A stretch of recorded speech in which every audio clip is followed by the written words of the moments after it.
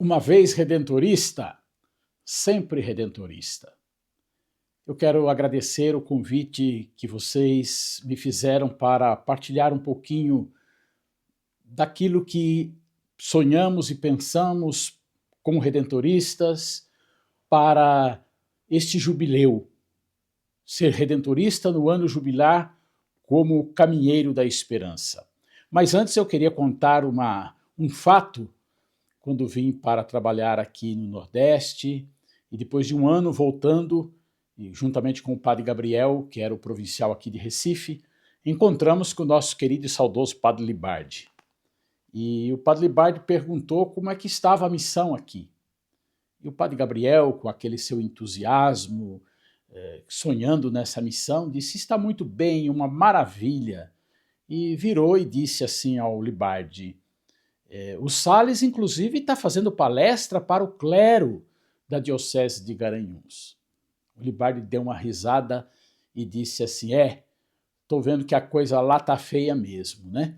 Então eu quero dizer a vocês que eu não sou nenhum conferencista, nenhum teólogo, mas estou aqui como um irmão, nós com alguns de vocês com quem eu tive a oportunidade de partilhar e de viver um pouco a vida no nosso tempo de seminário. Peregrinos da Esperança é o tema do ano jubilar de 2025, convocado pelo nosso saudoso Papa Francisco. Ano jubilar da encarnação. Na bula de proclamação do ano santo, com o título A Esperança Não Engana, o Papa Francisco afirma que todos esperam. Toda pessoa no coração encerra-se com uma esperança, com um desejo de expectativa do bem, apesar de não saber o que trará consigo o amanhã. Porém, esta imprevisibilidade do futuro faz surgir sentimentos por vezes contrapostos, desde a confiança ao medo, da serenidade ao desânimo, da certeza à dúvida. Muitas vezes encontramos pessoas desanimadas que olham com ceticismo e pessimismo para o futuro, como se nada lhes pudesse proporcionar felicidade. E termina esse texto do Papa Francisco: que o jubileu seja para todos ocasião de reanimar a esperança. Que também este encontro, este momento, seja para reanimar a nossa esperança. Ser redentorista no jubileu, o jubileu da encarnação. E acho importante que pudéssemos olhar um pouquinho para Santo Afonso, como Santo Afonso entende o mistério da encarnação. Segundo Afonso, a encarnação fala da motivação mais tocante e radical de Deus em seu amor, em favor de suas criaturas. Afonso insiste que Deus nos ama e quer nos salvar.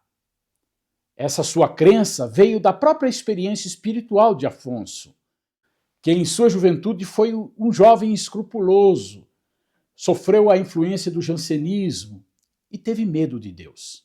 Só depois que ele descobriu um Deus enlouquecido de amor pela humanidade, um Deus de copiosa redenção. Pois bem, meus irmãos e irmãs, o amor é a chave com a qual Afonso interpreta o mistério da redenção em Cristo. Sem o amor, a justiça torna-se implacável, destruidora, e não abre espaço para a misericórdia. Pelo amor, Deus concilia o cumprimento da justiça com a prática da misericórdia na pessoa de Jesus. Dessa forma, supera-se o rigorismo, ao mesmo tempo que se subordina-se a salvação ao amor. Assim, o amor, como essência de Deus, é revelado no mistério de Jesus. Por isso, quem ama permanece em Deus e pode gozar da salvação. Nos lembra a primeira carta de João, capítulo 4, verso 16. A encarnação é, então, a revelação da absoluta misericórdia divina para Afonso. Não se reconcilia ou se constrói a paz com violência ou imposições, mas no amor. Quem ama, respeita e valoriza a vida de todos, porque no amor, justiça e misericórdia andam juntas e manifestam em toda a sua plenitude o mistério da redenção. Ser redentorista no jubileu da encarnação é então não esquecer o Evangelho de Lucas, capítulo 4, versos de 16 a 21, que para nós redentoristas é muito caro. Esse evangelho marca o início da missão de Jesus e todos nós o conhecemos muito bem. Conduzido pela força do Espírito, Jesus, começa justamente lá, onde ninguém é capaz de dirigir o olhar e o coração. Lá, nas periferias existenciais, segundo o Papa Francisco, né? Nas periferias geográficas, nas Galileias de Nápoles, nas Galileias das nossas regiões. E Jesus começa, então, citando Isaías, o Espírito do Senhor está sobre mim. Jesus vive e começa a atuar pela força do Espírito de Deus. Ele se deixa conduzir no mais profundo de si mesmo pelo Espírito. Deixa que Deus viva nele. Deixa Deus ser Deus nele. A vida e a missão de Jesus são presididas não por esquemas religiosos, mas pela criatividade, pela liberdade, pela vida, pelo ânimo, pelo consolo despertados pelo Espírito. Sob a ação do Espírito, Jesus deixa claro que sua missão é de aliviar o sofrimento humano. Ele reconstrói o ser humano ferido, fragilizado, privado de sua dignidade, sem poder dar direção à sua própria vida. Jesus desce em direção a tudo o que desumaniza as pessoas. Os traumas, as experiências de rejeição, a exclusão, as feridas existenciais, a falta de perspectiva frente ao futuro, o peso do legalismo e moralismo, a força de uma religião que oprime e reforça muitas vezes os sentimentos de culpa, as instituições que atrofiam o desejo de viver. Quando Afonso descobriu o seu chamado, é muito interessante, né?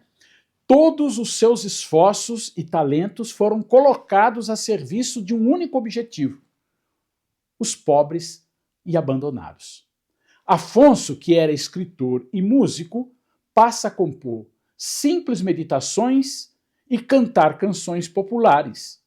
Afonso, que é teólogo, começa a ensinar os padres a manifestar misericórdia para com os fiéis, especialmente no momento da confissão.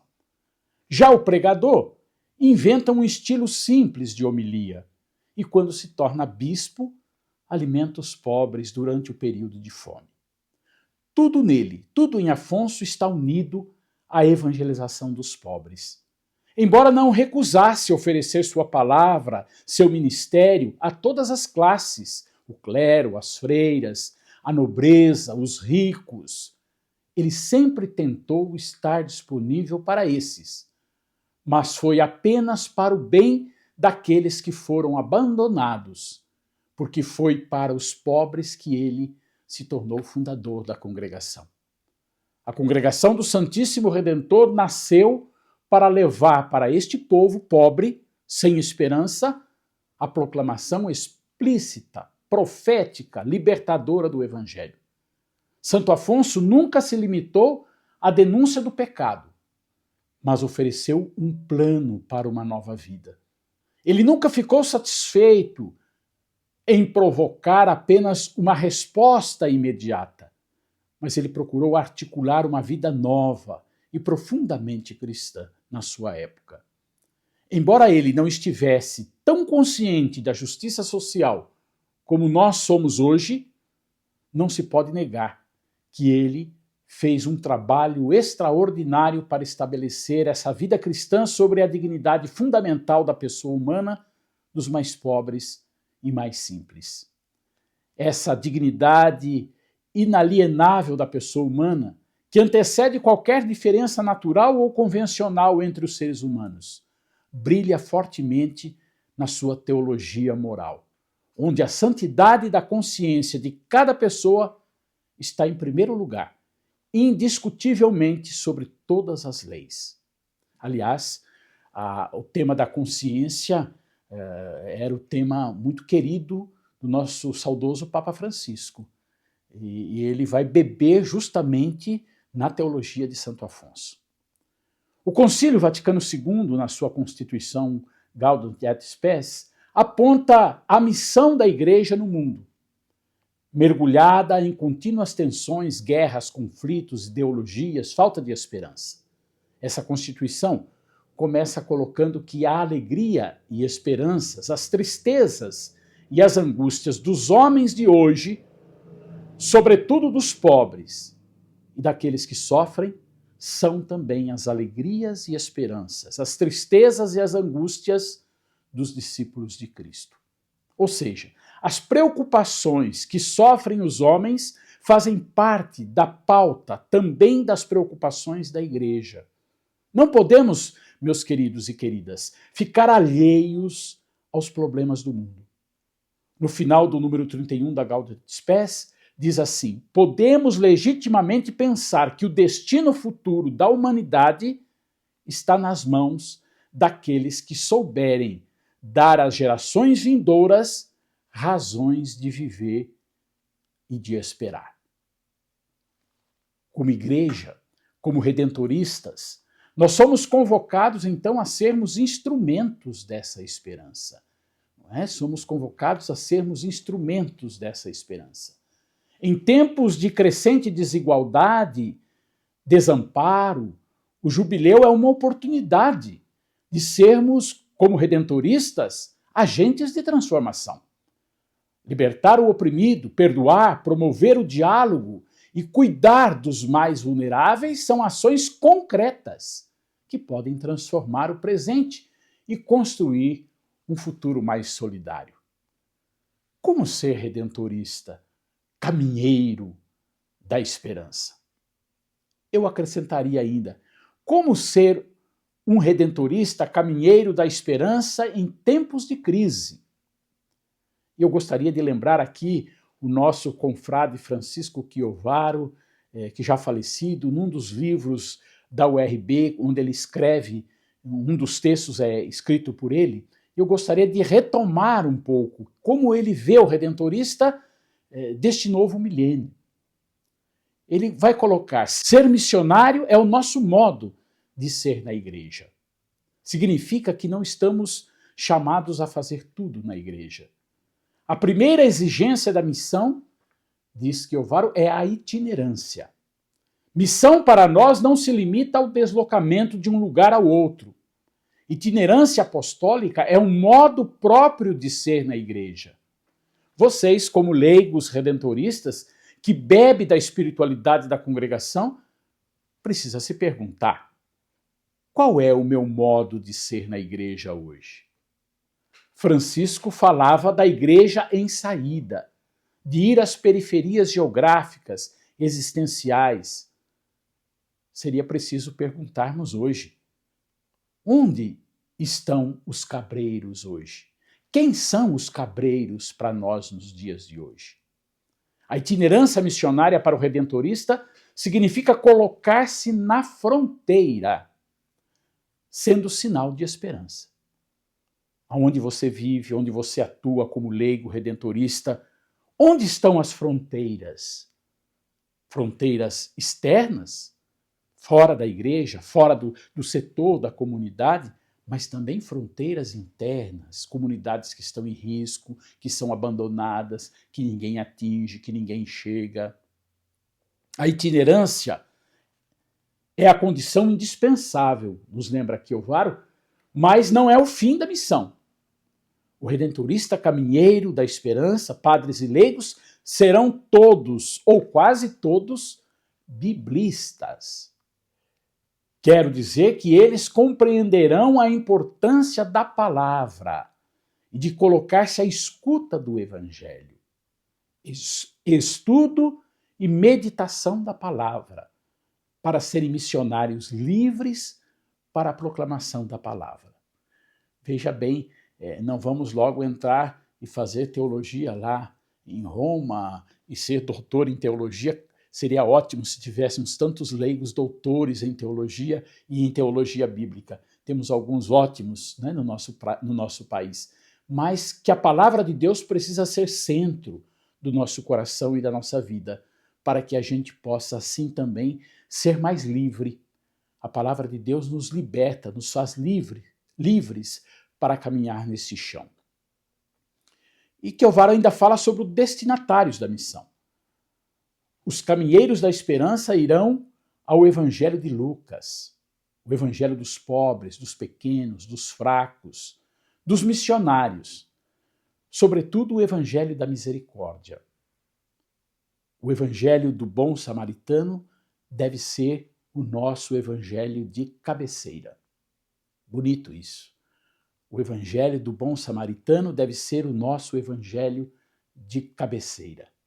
Estar com os pobres e abandonados é o nosso modo de ir diretamente ao mundo que nós queremos evangelizar como redentoristas, com seus problemas e suas esperanças. É o nosso modo de ser modernos.